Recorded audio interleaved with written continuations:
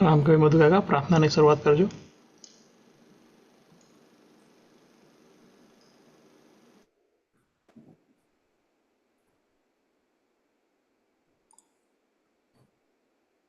રામ કબીર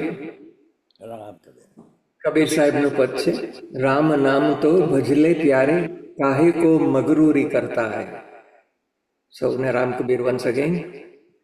રામ નામ તો ભજલે પ્યારે काहे को मगरूरी करता है. कच्ची मिट्टी का बंगला तेरा पाव पलक में गिरता है.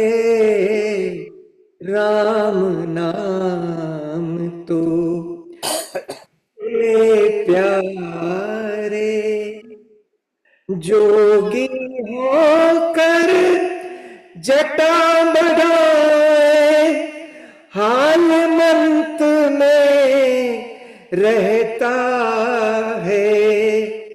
दोनों हाथ सिर पर धर के वो क्या साहेब मिलता है. राम नाम तो भजले प्यारे काहे को मगरूरी करता है.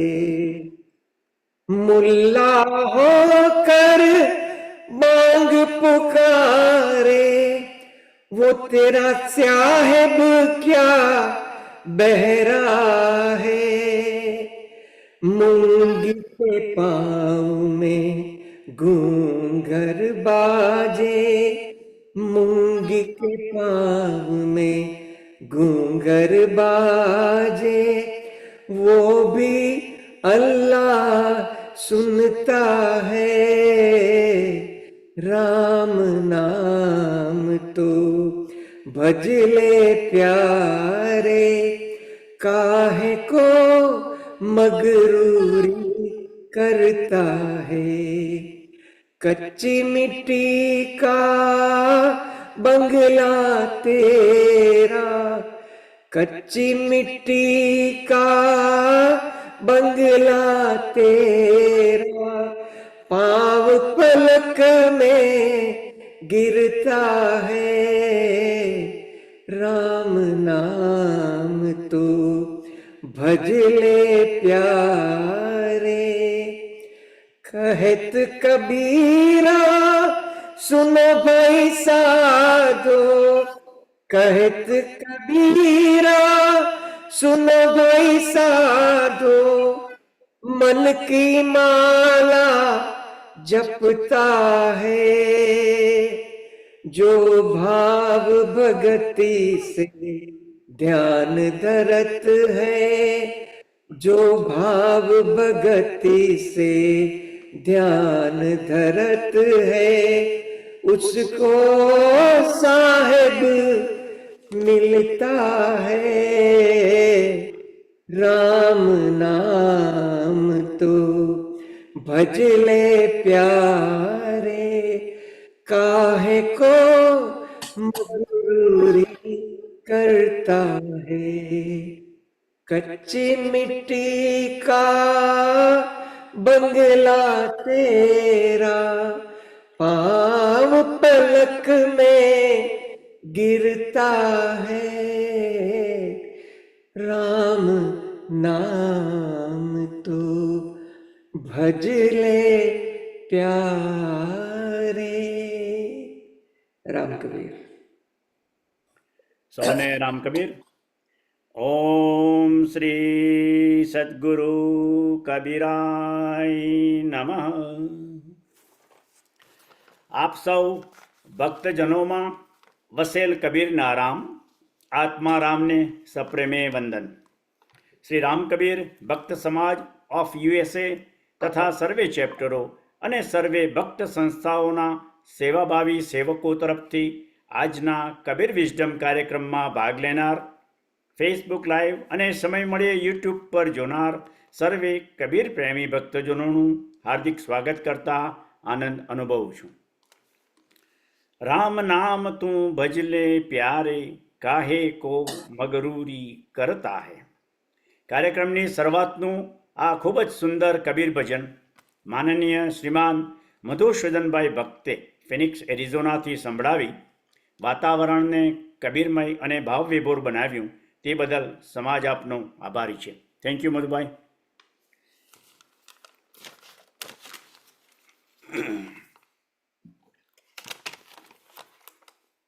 આજના સત્સંગનો વિષય સારભૂત મહાભારત ભાગ 2 લઈને આપણા શ્રી રામકબીર ભક્ત સમાજ ઓફ યુએસએના આધ્યાત્મિક માર્ગદર્શક માનનીય શ્રીમાન ગોવિંદભાઈ ભક્તિભાઈ ભક્ત સરાઈ બીના પાર્ક કેલિફોર્નિયાથી સત્સંગ કરશે. જોડાયેલ ભક્તજનોના આજના વિષય પરના અભિપ્રાયો કે પ્રશ્નોની ચર્ચા બાદ સમયસર કાર્યક્રમને સમાપ્ત કરીશું.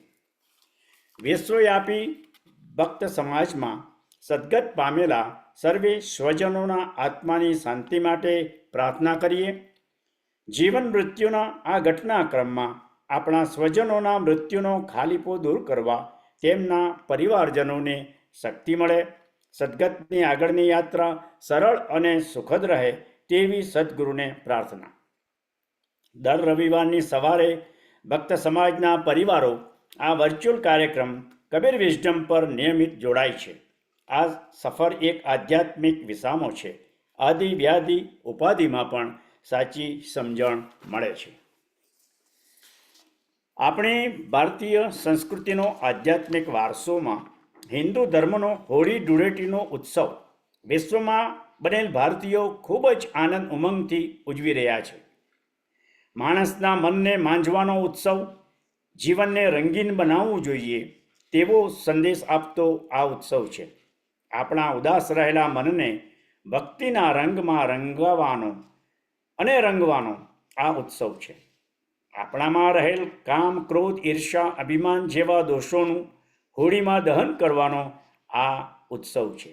હોળીની ઉજવણી માટે વિશ્વના સર્વે ભક્ત પરિવારોને સમાજ તરફથી શુભેચ્છાઓ.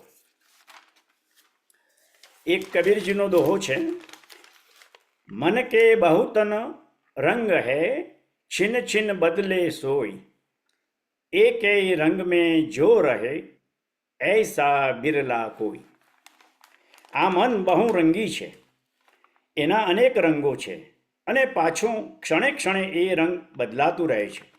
બહુ અસ્થિર છે, પણ જે વ્યક્તિ એક જ રંગમાં સ્થિર રહી શકે એટલે કે પોતે લીધેલા નિર્ણયમાં અડગ રહી શકે તે વીર કહેવાય, એ અજોડ વ્યક્તિ કહેવાય.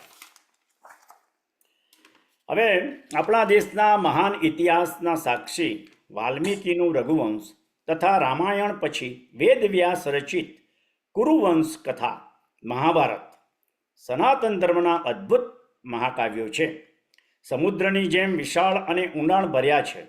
જ્ઞાન અને બોધથી ભરપૂર મનરંજક પાત્રો અને પ્રસંગોને આજે વધારે સારી રીતે આપણે ગોવિંદજી પાસેથી સમજીશું.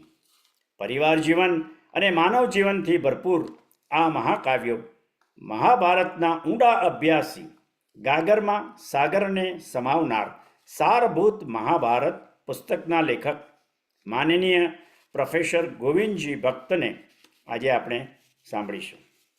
રામકબીર ગોવિંદજી, રામકબીર. આવો આજે મહાભારતના બીજા કેટલાક આપને ગમતા પાત્રો લઈને અમને સમજાવો. રામકબીર, સૌને Ramkabir. Thank you very much. Mahabharata એવો ગ્રંથ છે કે એમાં આપણે જેટલું ઊંડાણમાં જઈશું એટલું વધારે ને વધારે આપણને એમાં ઇન્ટરેસ્ટ પડતો જ જશે.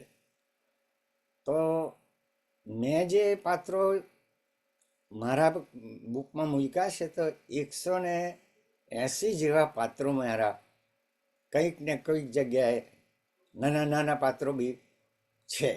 તો 180 જેટલા તો પાત્રો મેં મૂક્યા છે.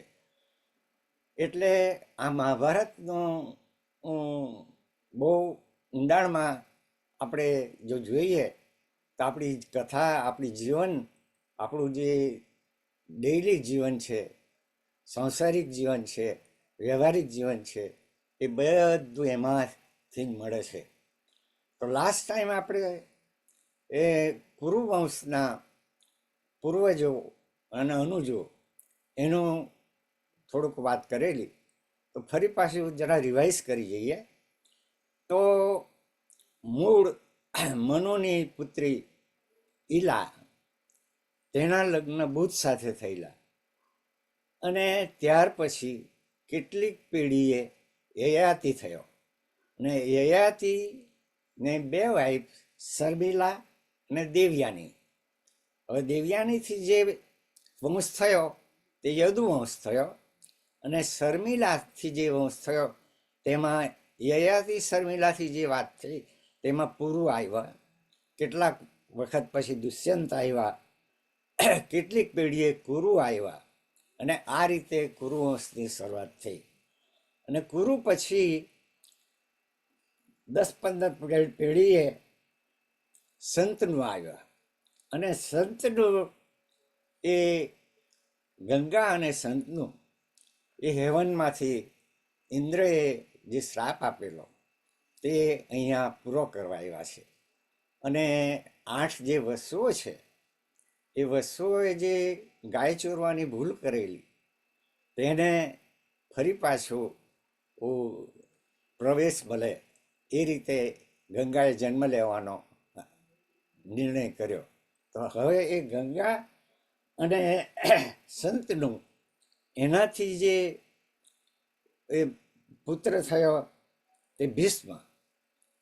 અને ભીષ્મ એ બધાને જ ખબર છે કે જીવન પર્યંત એ કુંવારા રહ્યા પોતાના ફાધરને વિષ પૂરી કરવા માટે. સત્યવતી અને સંતનું, સત્યવતી એ મત્સ્યગંધા, એટલે મત્સ્યગંધાની સાથે પરામર્શમાં જે સંપર્ક થયેલો બોટમાં, તેમાંથી જે જન્મેલા તે વ્યાસમુનિ. એટલે વ્યાસનું આ ચેપ્ટર જુદું છે. અને જ્યાર પછી એ જે સત્યવતીને લગ્ન કરાવ્યા એ સંતનુ સાથે, અને ત્યાર પછી એના જે પુત્ર થયો વિચિત્રવીર્ય, એની 2 રાણીઓ અંબિકા અને અંબાલિકા, એ બંનેના એકનો પુત્ર પાંડુ થયો, બીજો ધૃતરાષ્ટ્ર થયો. અને દાસીનો જે પુત્ર થયો તે આપણો વિદુર. એટલે આ રીતે, અને ત્યાર પછી ધૃતરાષ્ટ્રને 100 પુત્રો થયા, એને 1 પુત્રી થઈ. પાંડુને 5 પુત્રો થયા. આ રીતે આ કુરુવંશનું આપણે જોયું. હવે એ કુરુવંશમાં આ જે મેઇન પાત્રો છે તેનો આપણે આજે થોડો અભ્યાસ કરીશું, તેના વિશે થોડી વાત કરીશું. તો મારી દ્રષ્ટિએ ભીષ્મ એ મહાન પાત્ર છે, ખૂબ જ જરૂરી પાત્ર છે. તો એ વિશે વાત કરીએ.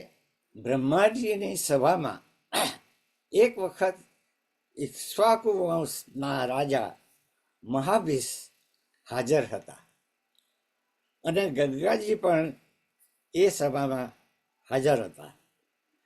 બધાએ ગંગાજીનો પાલવ ઉડવા લાગ્યો.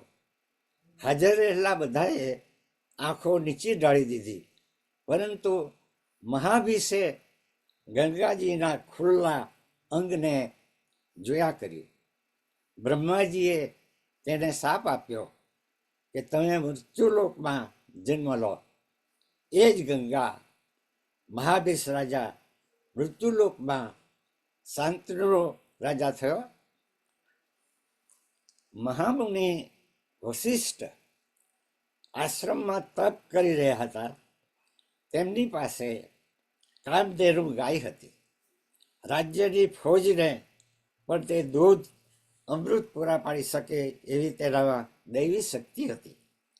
એક વખત 8 વત્સો તે તરફ વશિષ્ઠ મુનિને આશ્રમ તરફ આવ્યા હતા. વત્સોની પત્ની આ ગાય જોઈ અને તેને સાથે લઈ જવાની જીદ કરી. વસુઓએ કામધેનુને ચોરી કરી ક્યાંક છુપાવી દીધી. વશિષ્ઠ મુનિએ તપ દ્વારા જાણી લીધું કે ગાય ક્યાં છે. એટલે વશિષ્ઠ મુનિએ તેમને શ્રાપ આપ્યો કે તમે ગાયની ચોરી કરી છે, માટે મૃત્યુલોકમાં જન્મ લો. વસુઓએ આજીજી કરતા શાપ મુક્તિ માટે મુનિને કહ્યું કે જો ગંગા તમારી માતા બને તો બનવાનું સ્વીકારે તો તમે શાપમાંથી મુક્ત થશો. આટલું કન્સેશન આપ્યું. પરંતુ જે વસ્તુએ ગાય ચોરી છે તેને મુક્તિ મળશે નહીં. વસુઓએ સ્વર્ગમાં ગયા. સ્વર્ગમાં ગંગા પાસે પોતાને મળેલા શાપની વાત કરી અને તેમને વિનંતી કરતા તેમણે માતા બનવાનું સ્વીકાર્યું. આ રીતે મહાભીષ રાજા સંતનો તરીકે પૃથ્વી પર જન્મ્યા અને ગંગા પણ પૃથ્વી પર જન્મી. બંનેએ એક શરતે લગ્ન કર્યા કે હું જે કામ કરું તેમાં તમારે કોઈ પણ સવાલ કરવો નહીં, અને જો સવાલ કરશો, વચનભંગ કરશો તો હું તમારાથી છૂટી પડી ચાલી જઈશ. સમય જતાં સંતોને એક એક કરીને 7 પુત્રો થયા. ગંગાએ તેને જળ પ્રવાહમાં વહેતા મૂકી દીધા. 7 પુત્રો થતાં પણ શાંતનુ નિસંતાન દુઃખી રહેતા, પરંતુ કોઈ સવાલ ગંગાને પૂછતા નહીં. 7 વર્ષો ફરી પાછા સ્વર્ગમાં ગયા. જ્યારે ગંગાને 8મો પુત્ર થયો ત્યારે સંતનુએ ગંગાને પુત્રોને વહેડાવી દેવાનો પ્રશ્ન પૂછ્યો. ગંગાએ આ પુત્રને જીવતદાન આપ્યું, કારણ કે તેણે કામધેનુની ચોરી કરી હતી. આ હતો 8મો પુત્ર, તે દેવદત્ત ભીષ્મ. ગંગા ભીષ્મને લઈ નદીમાં ગાયબ થઈ ગઈ અને શંતનુને કહ્યું કે હું પુત્રને ધનુર્વિદ્યામાં નિપુણ કરી તમને આપીશ. પછી વિદાય લઈ લીધી. ગંગાએ ભીષ્મને મુક્ત વયનો થતા પરશુરામ પાસે ધનુર્વિદ્યા નિપુણ બનાવી શાંતનુને સુપ્રત કર્યો અને અંતર્જાન થઈ ગઈ. હસ્તિનાપુરમાં દેવદત્ત પિતાને રાજ્ય કારભારમાં મદદ કરવા લાગ્યા. યશસ્વી કારકિર્દી બનાવી હસ્તિનાપુરને મહત્વનું રાજ્ય સ્થાપિત કર્યું. દેવદત્તને જ્યારે ખબર પડી કે પોતાના પિતા દુઃખી રહે છે અને તેનું કારણ તેઓ મત્સ્યગંધા સત્યવતીને પરણી શકતા નથી. દેવદત્તે પોતે યુવાન લગ્ન કરવા લાયક હોવા છતાં પિતાના પ્રેમ લગ્ન સત્યવતી સાથે કરાવવા જિંદગીભર બ્રહ્મચર્ય પાડ્યું અને સત્યવતીના માછીવાર પાલક પિતાને વચન આપ્યું કે હું જિંદગીભર કુંવારો રહીશ, લગ્ન કરીશ નહીં અને હસ્તિનાપુરનો ગાદી વારસ હું ક્યારે પણ ન બનું. આવી અવિચળ પ્રતિજ્ઞા કરી. ત્યારથી તેનું નામ ભીષ્મ પડ્યું અને શંતનુ રાજાએ ભીષ્મને ઈચ્છા મૃત્યુનું વરદાન આપ્યું. શંતનુ સત્યવતીના લગ્ન કરાવ્યા.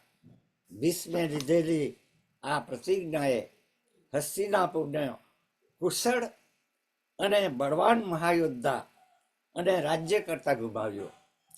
કારણ કે એ મહાબળવાન હતો, રાજ્ય કરવાનો પૂરો લાયકાત હતી, પણ આ પ્રતિજ્ઞાને કારણે એ રાજ્ય કે રાજા બની શક્યો નહીં, એટલે હસ્તિનાપુરનું આ મોટું દુર્ભાગ્ય બન્યું. ભીષ્મ પોતે હસ્તિનાપુરના સદ્ગુણનો વડો પુત્ર અને સર્વગુણ સંપન્ન અને રાજા થવાને સંપૂર્ણ લાયક, તેમ છતાં આ પ્રતિજ્ઞાને કારણે ત્યારે પણ તેણે રાજા તરીકે હસ્તિનાપુરનો વહીવટ કર્યો નહીં. જિંદગીભર હસ્તિનાપુરની સેવા કરી. ધૃતરાષ્ટ્ર, દુર્યોધન, દુશાસન, શકુની પર તેઓ નિયંત્રણ રાખી શક્યા નહીં. દ્રૌપદી વસ્ત્રાહરણ વખતે ન્યાય આપી શક્યા નહીં. પાંડવોને થતો અન્યાયનો ઉકેલ કે તેઓને મદદ કરી શક્યા નહીં.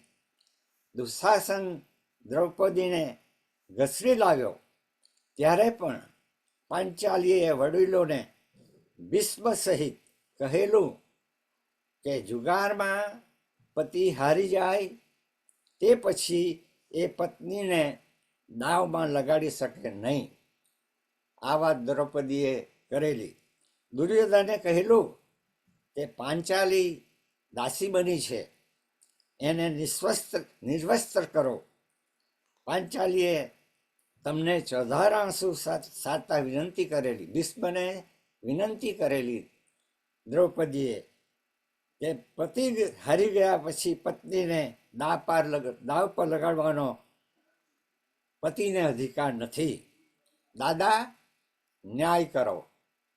ત્યારે તમે કહેલું કે દુર્યોધનનું અન્ન મેં ખાધું છે, જેથી મારી બુદ્ધિ બેર મારી ગઈ છે, હું કાંઈ કહી શકું એમ નથી. અને કૃષ્ણે હાજર થઈ વસ્ત્રો પૂરા પાડેલા. બાણશૈયા પર તમારે આ પાપનું પ્રાયશ્ચિત કરવા પડ્યું છે. શારીરિક 56 દિવસ દુઃખ ભોગવવાનું પડ્યું.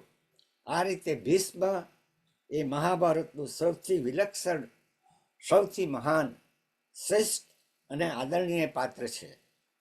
તેમ છતાં માનવ તરીકે ભૂલને પાત્ર છે અને 56 દિવસ તેમણે તીક્ષ્ણ બાણશૈયા પર શારીરિક દુઃખને પાત્ર બન્યા. 8મા વર્ષુ દેવદત્ત ભીષ્મ પર સ્વર્ગમાં ગયા. આ છે ભીષ્મની મહાન સ્ટોરી. એટલે ભીષ્મ જેવા મહાન દેવી પુરુષ પણ આ જગતમાં આપણા જ્યારે વ્યવહારમાં આવે છે ત્યારે ભૂલો કરે છે. હવે બીજું પાત્ર કર્ણનું છે. તો કર્ણની વાત આપણે હવે જોઈએ. તો કર્ણ આમ જોઈએ તો પાંડવોમાં મોટો કર્ણ જ કહેવાય અને ક્ષત્રિય કહેવાય. પણ એ ઉછર્યો એના ઘોડા સાફ કરવાના એમના ત્યાં, તો સુતપુત્ર ગણાયો. તો હવે કર્ણ વિશે થોડીક વાત કરીએ. કુંતીને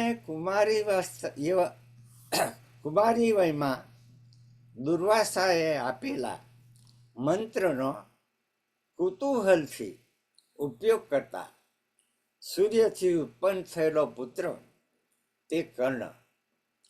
બીકને કારણે કુંતીએ તેને દુઃખી હૃદયે ત્યજી દીધો. તેના પાલક પિતા અધિરથ અને માતા રાધા, જેઓ હસ્તિનાપુરના અશ્વની દેખરેખ રાખતા હતા, બાણાવટી થવા માટે તેણે પોતાની સુત ઓળખાણ છુપાવી અને બ્રાહ્મણના વેશે પરશુરામ પાસે શિક્ષા લીધી. કુરુરાજ કુંવરોના ધનુર્વિદ્યાના સમારોહમાં સુતપુત્ર હોવાને કારણે તેને ભાગ લેવા દીધો નહીં. દુર્યોધને અંગરાજ્ય આપી તેને રાજા બનાવવામાં આવ્યો. ત્યારથી તે દુર્યોધનનો સૌથી વિશ્વાસુ અને માનીતો મિત્ર બની ગયો. તે જન્મ્યો ત્યારે સૂર્યદેવે આપેલા કવચ અને કુંડલ તેના શરીર પર હતા. જ્યાં સુધી કવચ અને કુંડલ શરીર પર હોય ત્યાં સુધી તેને કોઈ મારી શકે નહીં. કોઈ પણ દેવતાઓના અસ્ત્ર તેને છેદી શકે નહીં. અર્જુન તે ઇન્દ્રપુત્ર હતો. તેથી અર્જુનના રક્ષણ માટે ઇન્દ્રે બ્રાહ્મણના વેશમાં કર્ણ, જે રોજ સવારમાં પ્રાર્થના કરતો, સૂર્યનારાયણની પૂજા કરી દાન કરવા બેસતો, તે સમયે બ્રાહ્મણના વેશે કર્ણ પાસે સવારમાં આવી કવચ અને કુંડલ બંને માગી લીધા. ઇન્દ્રે તેની ઓળખાણ આપી અને કર્ણને કહ્યું કે હે કર્ણ, તારા જેવો દાનવીર મેં કોઈ જોયો નથી, તો તું માગ, હું તને વરદાન આપું છું. તું પણ મારી પાસે વરદાન માગ. કર્ણે દેવરાજ પાસે વરદાન માગ્યું કે હું વસ્ત્ર જેના પર ફેંકું તેનો જીવ લે, તે નિષ્ફળ ન જાય. ઇન્દ્રે તથાસ્તુ કહી તેને તે વરદાન આપ્યું. દ્રોણના મૃત્યુ પછી કર્ણને દુર્યોધને કુરુક્ષેત્રના યુદ્ધમાં કૌરવોનો સેનાપતિ બનાવ્યો. ઇન્દ્રે આપેલું અસ્ત્ર તે અર્જુન પર વાપરવાનો હતો, પરંતુ દુર્યોધનના આદેશથી તેણે તે અસ્ત્ર ઘટોત્કચને મારવામાં વાપર્યું. કારણ કે ઘટોત્કચ એ રાક્ષસ કુળનો હતો અને ભીમનો પુત્ર હતો. એ ભીમથી મજબૂત હતો. એણે અનેક કૌરવ સૈન્યનો નાશ કર્યો. એટલે દુર્યોધન ગભરાઈ ગયો અને એને લાગ્યું કે આ તો મારું આખું સૈન્ય નાશ કરવાનો. એટલે આ જે અસ્ત્ર તે અહીંયા વપરાઈ ગયું અને અર્જુનને સેફ થઈ ગયો. અને પરશુરામના શાપને કારણે જ્યારે તેના રથનું પૈડું જમીનમાં ખૂંચી જતા તેને બહાર કાઢવા નીચે ઉતર્યો, ત્યારે તેને પરશુરામને આપેલી વિદ્યા તે ભૂલી ગયો અને અર્જુને નિઃશસ્ત્ર કર્ણનો વધ કર્યો. કર્ણ મહાદાનવીર હતો, વીર યોદ્ધો હતો અને સાચી રીતે પાંડવોમાં સૌથી મોટો હતો. પરંતુ કુંતીની નાદાન બુદ્ધિને કારણે તેનો જન્મ સૂર્યદેવના પુત્ર તરીકે થયો, છતાં એક સુતપુત્ર તરીકે મોટો થયો. ક્ષત્રિય હોવા છતાં સુત ગણાયો. દ્રૌપદી સંવરમાં ભાગ ન લેવાયો. સુત ગણાતો દ્રૌપદી સંવરમાં ભાગ ન લેવાયો, રાજપુત્ર ન કહેવાયો. તેમ છતાં તેણે મિત્રતા કોને કહેવાય તે વ્યાખ્યા સમજાવી. સત્ય અને અસત્યનો ભેદ જાણવા છતાં દુર્યોધનની દુષ્ટ મિત્રતાએ તેને અસત્યના અધર્મના માર્ગે દોર્યો. મિત્રતાએ તેને અસત્યના અધર્મના માર્ગે દોર્યો. દ્રૌપદીના વસ્ત્રાહરણ વખતે દ્રૌપદીનું અપમાન કર્યું હતું. કૌરવ પક્ષે દુર્યોધને કરેલા બધા પાપ કર્મોમાં પણ તે સહમત થતો. ભીષ્મ પિતાનો પણ અનાદર કરતો અને શ્રેષ્ઠ બાણાવળી તરીકે તે પોતાને સ્થાપિત કરવા માગતો હતો. કર્ણ દાનવીર અને મહાયુદ્ધો બાણવળી હતો, પરંતુ દુર્યોધનના અધર્મ પક્ષે બેઠો. એટલે જ્યારે તેના રથનું પૈડું અર્જુન સાથેના યુદ્ધમાં ધરતીમાં ખૂંચી ગયું હતું અને તેના બહાર કાઢવા જ્યારે તે નિશસ્ત્ર નીચે ઉતર્યો, ત્યારે કૃષ્ણના આદેશથી અર્જુને તેને હણે છે, અર્જુને તેને માર્યો. આ રીતે જ્યારે જ્યારે અધર્મના કામો થાય ત્યારે કૃષ્ણ ધર્મ સ્થાપવા માટે ઉચિત, ક્યારેક આપણને અનુચિત લાગતા કામો પણ કરાવે છે. તો આ બે મેઇન પાત્રો છે. હજી બધા બે ત્રણ પાત્ર આપણે વાત કરીશું, પણ હવે આપણે ગાંધારીનું પાત્રને વાત કરીશું.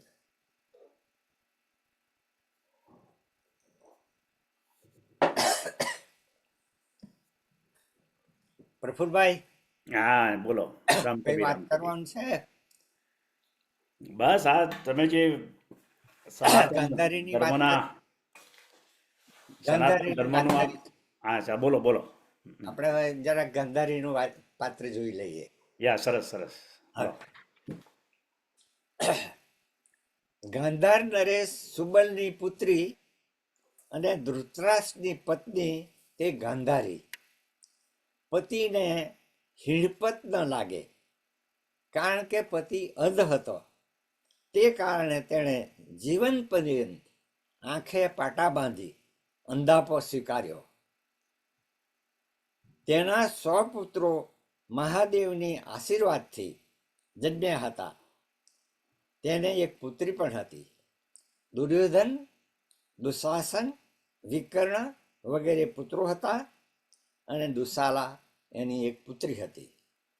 કુરુક્ષેત્રના યુદ્ધમાં સ્ત્રી પર્વમાં વ્યાસ મુનિએ ગાંધારીને દિવ્ય દ્રષ્ટિ આપી, અને તેણે નજીકથી આખા કુરુક્ષેત્રમાં થયેલો વિનાશ જોયો. બધી વિધવાઓ કલ્પાન કરતી હતી. રણભૂમિમાં બધા વિરોધીઓ એકબીજાની બાજુમાં મરેલા પડ્યા હતા. ગાંધારીએ શ્રી કૃષ્ણને કહ્યું, જ્યારે તમે હસ્તિનાપુર પાંડવ કૌરવોની સંધિ કરાવવા આવ્યા હતા, તે વખતે તમે ધારતે તો સંધિ કરાવી શક્યા હોત અને યુદ્ધ ટાળી શક્યા હોત, પરંતુ મારા પુત્રોનો વિનાશ ઈચ્છતા હતા, અને તે જ પ્રમાણે તમે કર્યું. એટલે હું તમને શ્રાપ આપું છું કે જેમ અમારા કુળનો યુદ્ધ કરાવી તમે નાશ કર્યો, તેમ 36 વર્ષ પછી તમારા યાદવ કુળનો માહે માહે લડીને નાશ થશે. શ્રી કૃષ્ણ હસતા મુખે કહે છે કે માતા, તમારું વચન સફળ થાવ. આ છે કૃષ્ણની નિસ્પૃહતા. હંમેશા નિસ્પૃહ, કોઈ એને બંધન થઈ શકતું જ નહોતું. લગ્ન પછી તરત જ ગાંધારીએ આંખે પાટા બાંધી અંધાપો સ્વીકાર્યો, પરંતુ ઘરમાં છોકરાઓના ઉછેર પર ધ્યાન આપ્યું નહીં. સ્વચ્છંદી, ઉદ્ધત અને અનિતિ કરતા પુત્રોને સંસ્કારના પાઠ ભણાવ્યા નહીં. પાંડવ પુત્રોને પોતાના પુત્રો અને ભાઈ શકુનીએ કરેલા અત્યાચાર, દુઃખ આપતા રોક્યા નહીં, પરંતુ પોતે કરેલ ભૂલ સુધારવા ગાંધારી યુદ્ધ ક્રીડામાં પ્રથમ વખત હારેલા પાંડવોને વનવાસ જતા રોકવા ધૃતરાષ્ટ્રને વિનંતી કરે છે, અને ધૃતરાષ્ટ્ર હારેલું બધું પાછું પાંડવોને આપે છે. આ પહેલી વખતે જ્યારે યુદ્ધ ક્રીડા થઈ, તે વખતે આ ધૃતરાષ્ટ્ર ગાંધારીએ આટલું સારું કામ કરેલું કે ફરી પાછું એ બધું રાજ્ય અને બધું વસ્તુ એને અપાવેલી. પરંતુ ફરી પાછી યુદ્ધ ક્રીડા રમતા રોકવાનો તેણે કોઈ પ્રયત્ન કર્યો નહીં. પુત્ર પ્રેમમાં આંધળી બનતા પોતે સદ્ગુણી હોવા છતાં પુત્રોના દુર્ગુણોને આંખ આડા કાન કરી બધું અધર્મી થવા દીધું. કુરુક્ષેત્રમાં યુદ્ધમાં તે દુર્યોધનને વજ્ર જેવો બનાવવા પોતાના આવાસમાં નગ્ન અવસ્થામાં આવા બોલાવે છે. કૃષ્ણને આ વાત જાણ થતાં તે દુર્યોધનને સાથળ જાંગને ઢાંકેલી રાખી ગાંધારી પાસે મોકલે છે. ગાંધારીને દુર્યોધન એકલો સાથળ ઢાંકેલી હાલતમાં નિસ્વળ જાય છે. ગાંધારી તપોબળથી આંખના પાટા છોડી દિવ્ય શક્તિથી તેને વજ્ર શરીરનો બનાવે છે. પરંતુ સાથળ જાંગ વજ્ર બનતી નથી અને ભીમ સાથેના ગદા યુદ્ધમાં કૃષ્ણના કહેવાથી ભીમ તેને સાથળ પર ગદા મારી મરણતોલ હાલતમાં સરોવર કિનારે છોડી દે છે. દુર્યોધનના જન્મ વખતે વિદુરે ભવિષ્ય ભાખેલું કે દુર્યોધન કૌરવ કુળનો નાશ કરશે, માટે તેને ત્યજી દો.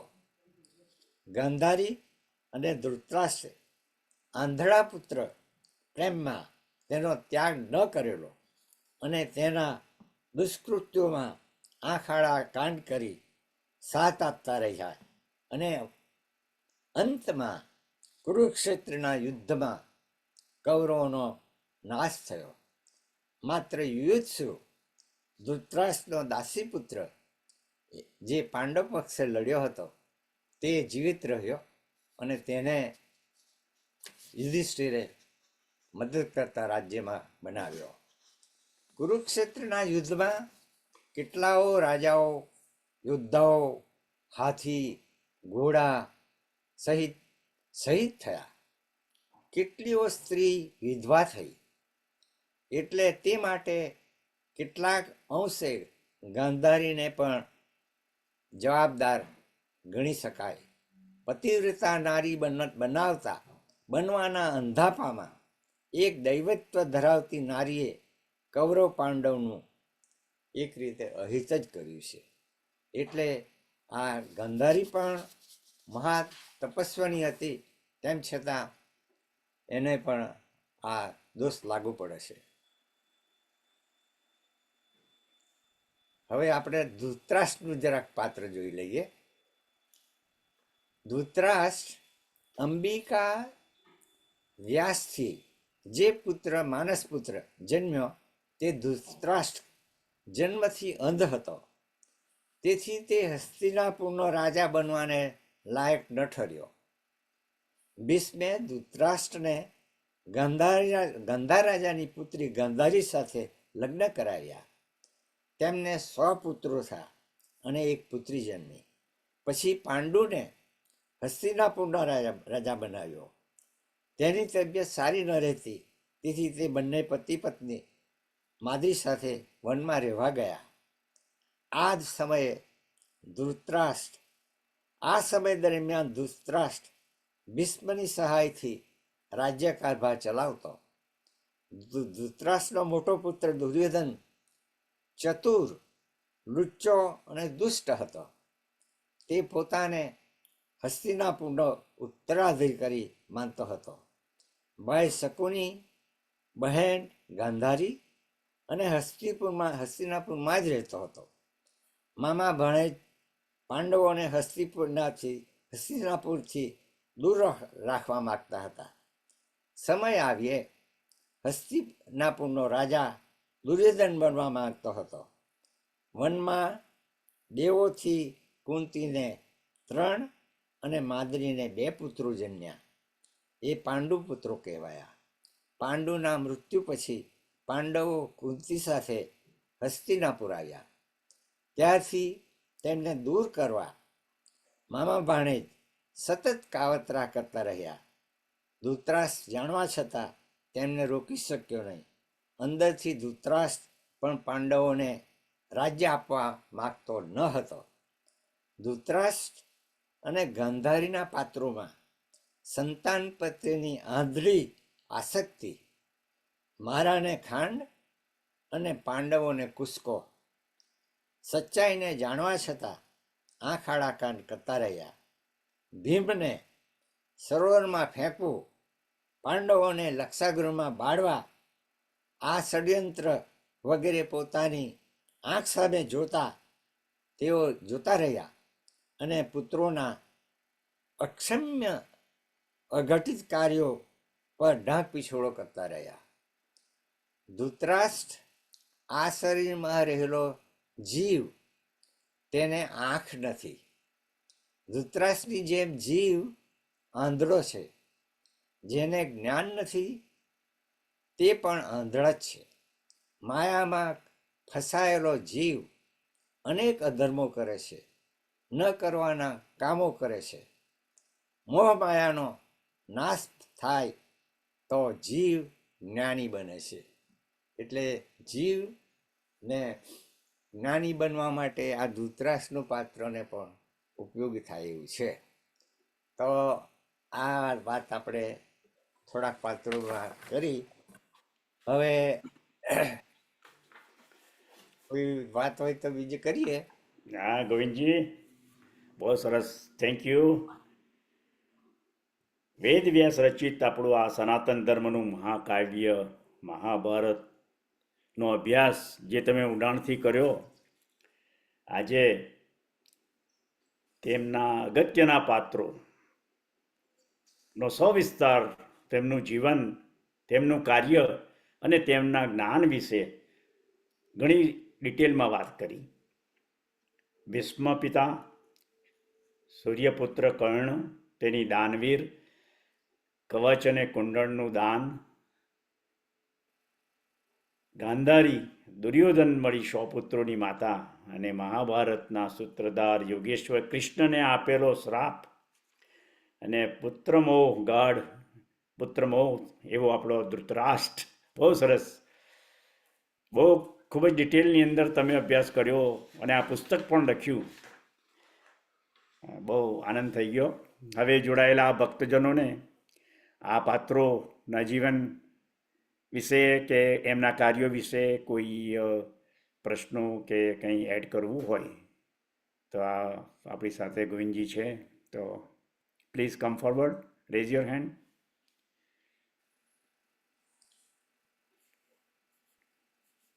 પાછી કઈ આપણે શકુનીની વાત કરી લઈએ જરા.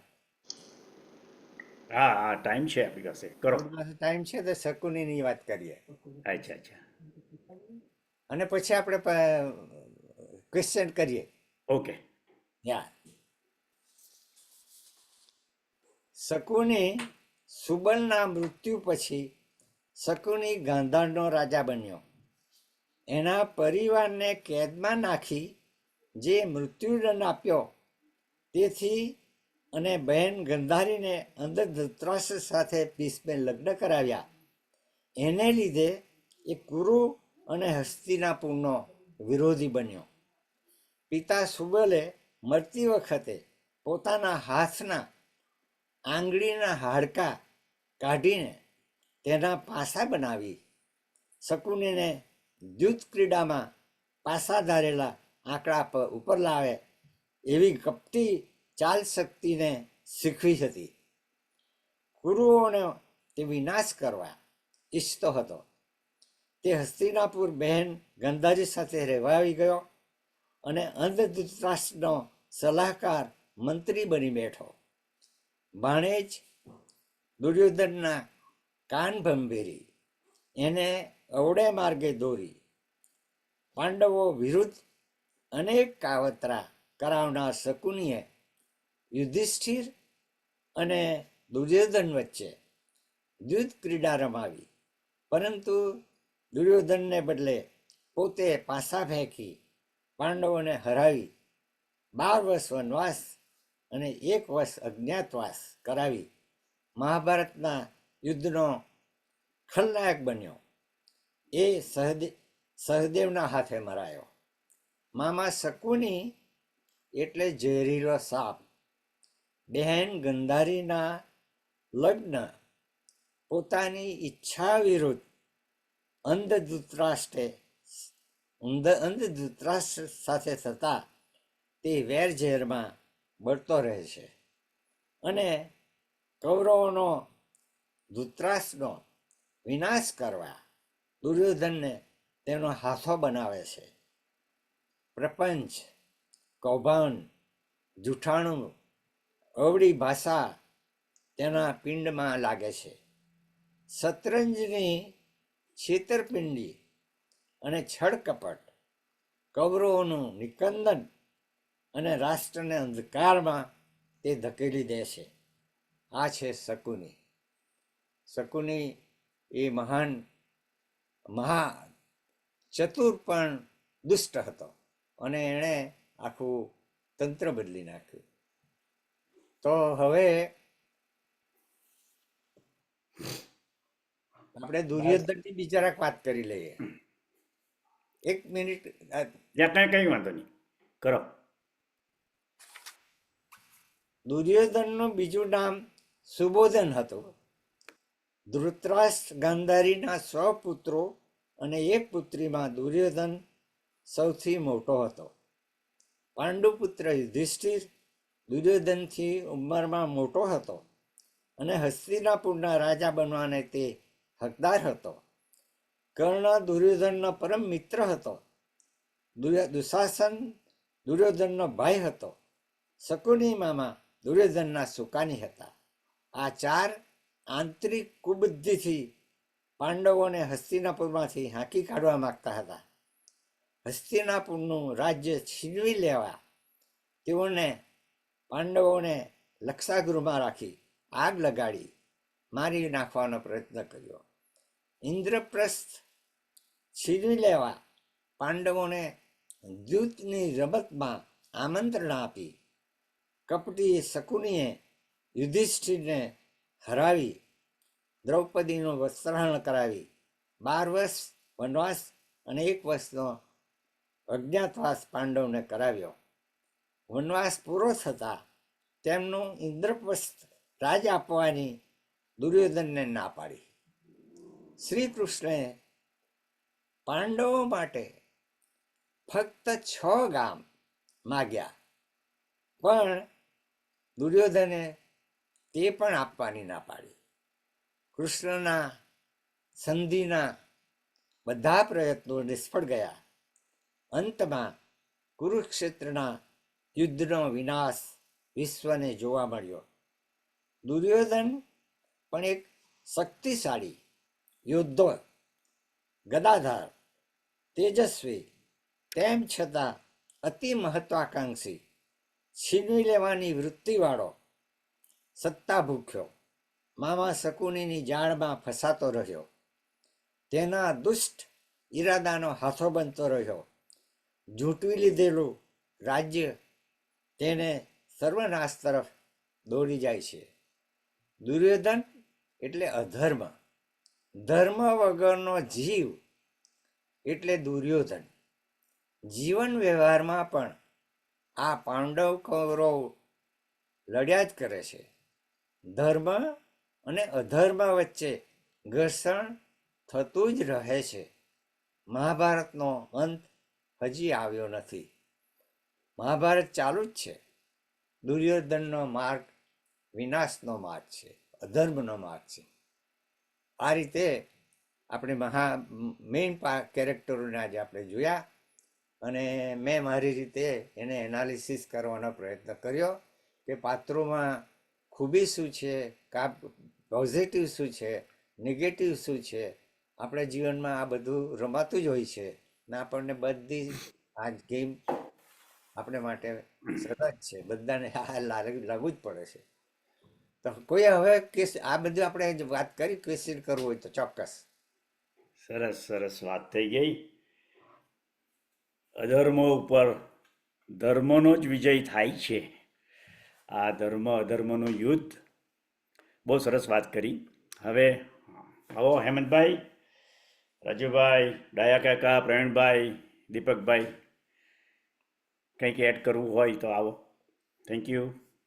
આવો. રામકબીર તમે બહુ સારી ટાઈમને થોડું ડીપમાં લઈ ગયા, અને કે જે મહાભારતનું અમને થોડું ઘણું જ્ઞાન હતું એના કરતા થોડું વધારે સમજ પડી એ બદલ તમારો ઘણો ઘણો આભાર કાકા. આમ પહેલા તો મને જરા ક્વેશ્ચન કે કોમેન્ટ્સ કહીએ તો એવું છે કે પહેલા આપણે એવું માનતા હતા કે અર્જુનનો સરથી કૃષ્ણ ભગવાન, કે કૃષ્ણ ભગવાને જેમને અર્જુન ને આ બધું માર્ગદર્શન આપ્યું આવા ક્રિટિકલ ટાઈમમાં. તો આજે તમે જેમ આગળ કહી ગયા કે આજે દુર્યોધન છે જ, આજે મહાભારત ચાલુ જ છે, તો આજે અર્જુનને કોણ ગણવો આપણે, કેવો આદર્શ વ્યક્તિ ગણવો, અને કૃષ્ણ ભગવાનને કેવી રીતે ગણવા આપણે આદર્શ, કે ભાઈ જેના થકી આપણે જ્ઞાન, એટલીસ્ટ આપણે અર્જુન બનવું હોય તો મારે શું કરવું પડે, અને મારે જો જ્ઞાન લેવું હોય તો કૃષ્ણ કેવી રીતે મારે શોધવા જોઈએ, એ માટે તમે થોડુંક પ્રકાશ પાડો તો સારું. Thank you Hemant. આપણે આ ધર્મ ને અધર્મની જે વાત છે એ કૃષ્ણનો આ બેઝ છે કે ધર્મ અધર્મ પર ધર્મનો વિજય થાય જ. એ પાયો છે આપણો, કે અધર્મ જ્યાં જ્યાં હોય ત્યાં ધર્મ એને ડિફીટ કરાવે. હવે ધર્મમાં આ આપણે જે અર્જુનની વાત છે, તે અર્જુન શું છે કે આપણે એને એ પોતે કૃષ્ણનો ભક્ત છે, એટલે એણે જે જે કર્યું તે બધું કૃષ્ણને અર્પણ કરતો રહ્યો. એટલે કૃષ્ણને એ એના સારથી પણ બનવા પડ્યું, કાંઈ એને પ્રોટેક્ટ કરવા પડ્યું. અને જ્યાં જ્યાં જરૂર પડી તો આપણે જોઈ શકીએ છીએ કે કેટલીક વાત, દાખલા તરીકે યુધિષ્ઠિર આટલો બધો ધર્મિષ્ઠ માણસ, સત્યવાદી, અને છતાં કૃષ્ણએ કહ્યું કે જો હવે આ દ્રોણને મારવું હોય તો હાથી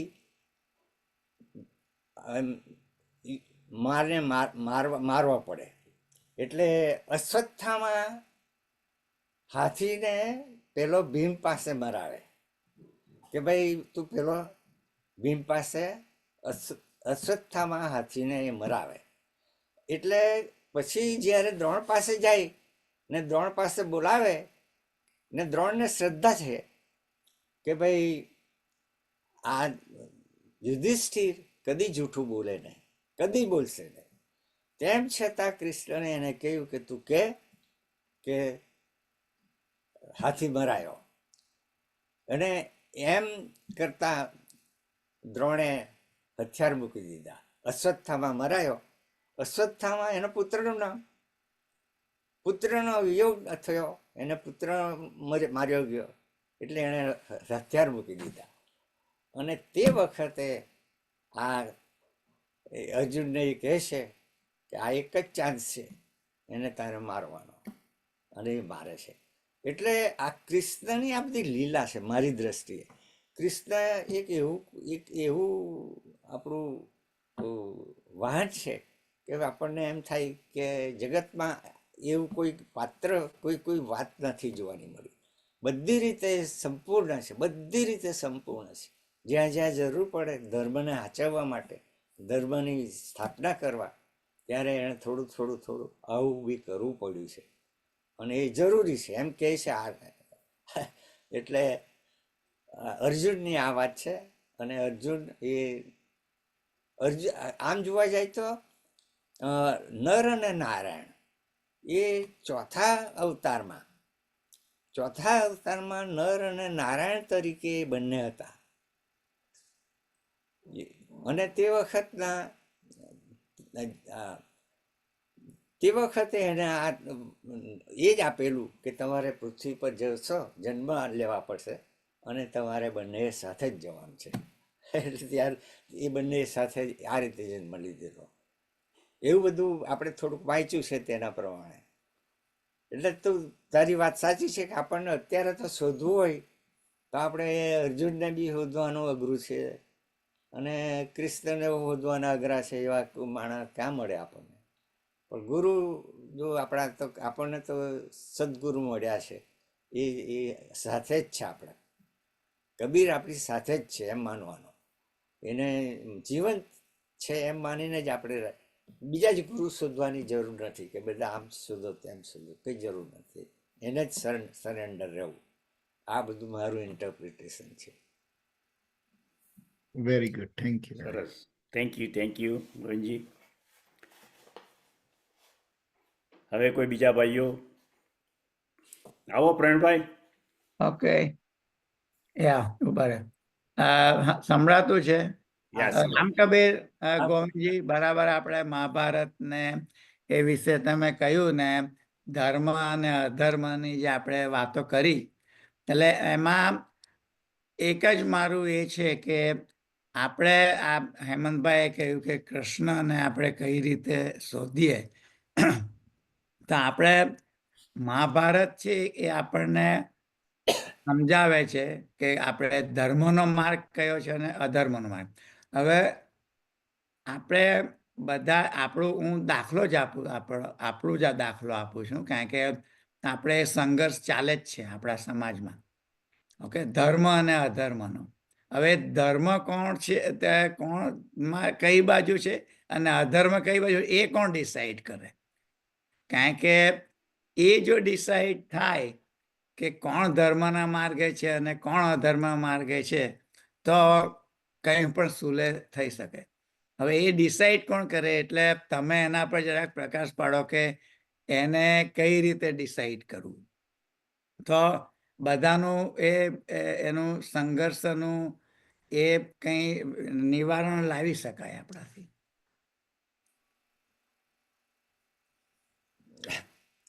પ્રવીણભાઈ, તમારે વાત બહુ મુદ્દાની કરી છે આજે. સારામાં સારી વાત, મોટામાં મોટી વાત કરી છે આજે. હવે આ છે, આ જે પ્રશ્ન છે ને, હવે મને એમ લાગે કે આપણે જનરલ વાત કરીએ આ રીતે તો બરાબર છે કે નહીં તે નહીં ખબર, કારણ કે પ્લેટફોર્મમાં કદાચ કોઈને એમ થાય કે આ તમે પણ આપણે ઇન્ડિવિજ્યુઅલી દરેકને પોતે વિચારવાનું છે કે ક્યાં ક્યાં આપણે ભૂલ કરેલી છે, કોણે કોણે ક્યાં ભૂલ કરી. એ ભૂલને એ ભૂલનું પુનરાવર્તન નહીં થાય. અને જો એમાં કંઈક થતું હોય પણ એ ક્યારે બને કે એ આ ટોપ લેવલોમાં કંઈક ફેરફાર થાય તો ટોપ લેવલોમાં, કારણ કે નીચેના બધામાં અથવા તો બધું આખું યુનાઇટ થાય. આપણો નીચું આપણું જે મેમ્બરો છે બધા યુનાઇટ થાય બે બાજુ, તો પછી કંઈક એની વાતો થાય. કારણ કે આપણે પ્રેશર, એક પોલિટિક્સ છે આ તો, એમ માનો ને. હવે આપણે વાત જોઈએ તો ધર્મની વાત અને આ પોલિટિક્સમાં જરા ફેર છે. કારણ કે અમારે પોલિટિક્સ રમાય જ છે કે તમારું કેવી રીતે તમે તમારું બધું આગળ રાખી શકો. એટલે મને તો એવું લાગે છે કે આપણે જો ટોપ લેવલે થોડોક કંઈક વિચારાય અને સમજે તો પછી ઇઝી થઈ જાય, બહુ ઇઝી થઈ જાય. એટલે શું છે કે ગોવિંદજી, વાત તમારી બરાબર છે. એટલે આપણે કૃષ્ણ ભગવાનને શોધવાની આપણે વાત કરતા હતા, એટલે મેં આ ખાલી મુદ્દો મૂક્યો. કારણ કે it is a very difficult, એ મને ખબર છે. પણ આપણે જે આ મહાભારતમાં જે આખું યુદ્ધ પૂરું થયું ત્યારે કૃષ્ણ ભગવાનને એ પૂછવામાં આવ્યું, તમે આ બધું ચીટિંગ ને બધું કરીને જીત્યા તમે, તો પછી તમે આ કેમ આવું કરેલું એમ. તો બીજી નવી પેઢી આવશે, એ લોકો ચીટિંગ કેમ નહીં કરે? કારણ કે તમે જ ચીટિંગ કરો છો એ ભગવાન થઈને. ત્યારે પણ કૃષ્ણ ભગવાને એમ કહેલું કે તમારે ચીટિંગ કરવું જ પડશે એમ.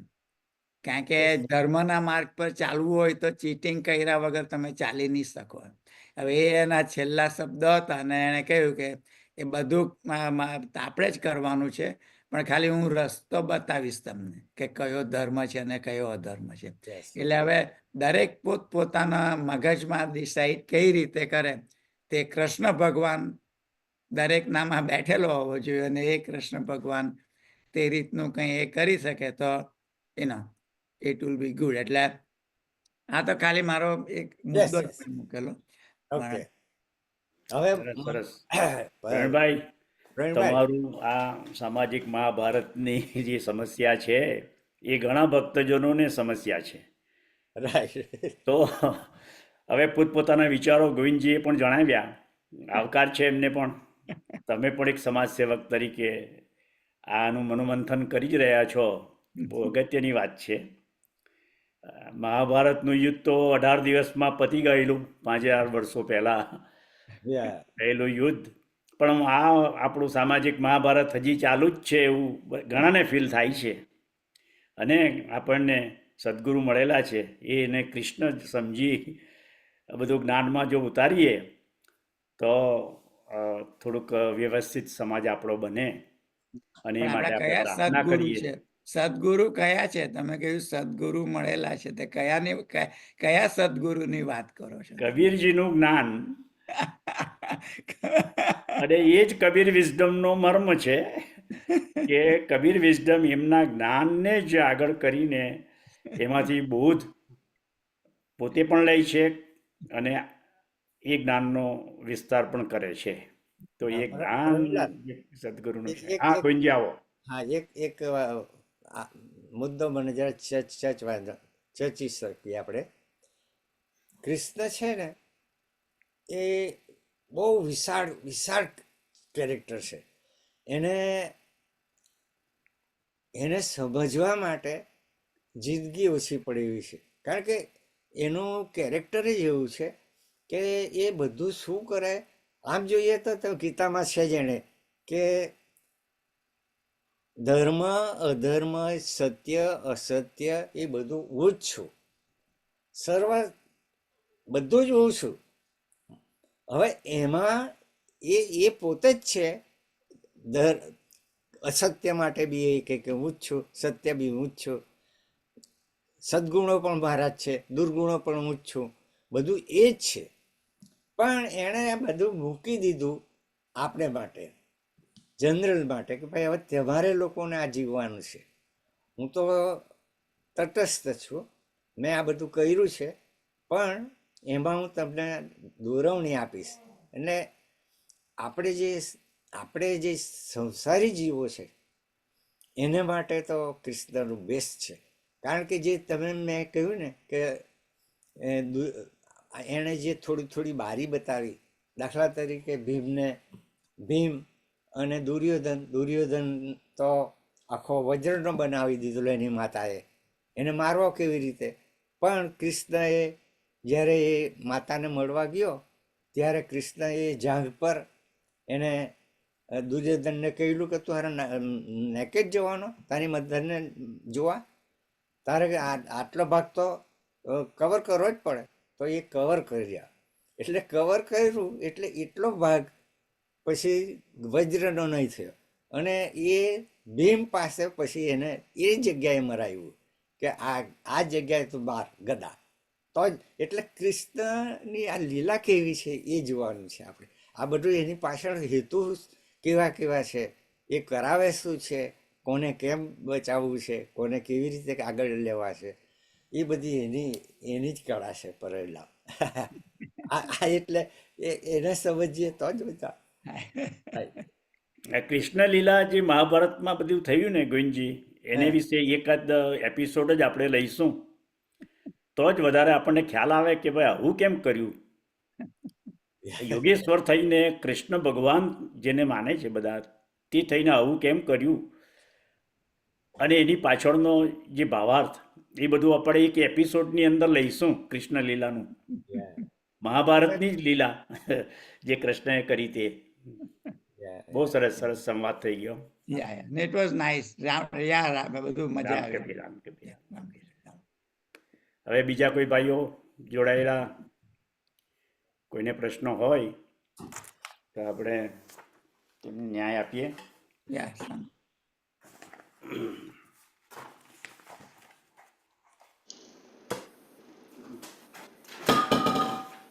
લગભગ કોઈને પ્રશ્ન નથી. તો આપણે આગળ વધીએ પ્રફુલભાઈ. ઓકે, તો હવે આવતા વીકે સેમ ટાઈમે આપણી સાથે ચંદ્રશેખરભાઈ ભટ્ટ તેઓ ધ્યાન વિશે આપણને સત્સંગ કરશે. અને હવે હા બોલો સત્સંગ કરશે તો બધા જોડાજો. બહુ સુંદર એપિસોડ રહેશે. હવે આપણે શાંતિ મંત્ર બોલી સમયના અભાવે આપણે પૂર્ણ વિરામ મૂકીએ. હરિ ઓમ. પૂર્ણ એ છે, પૂર્ણ આ છે, પૂર્ણથી તો પૂર્ણ ઉગ્યું છે બધું. પૂર્ણમાંથી પૂર્ણ આપી દો ભલે, શેષ પાછળ પૂર્ણ રહેવાનું સદા. ઓમ શાંતિ શાંતિ શાંતિ. રામ કબીર. Ya, Cristo,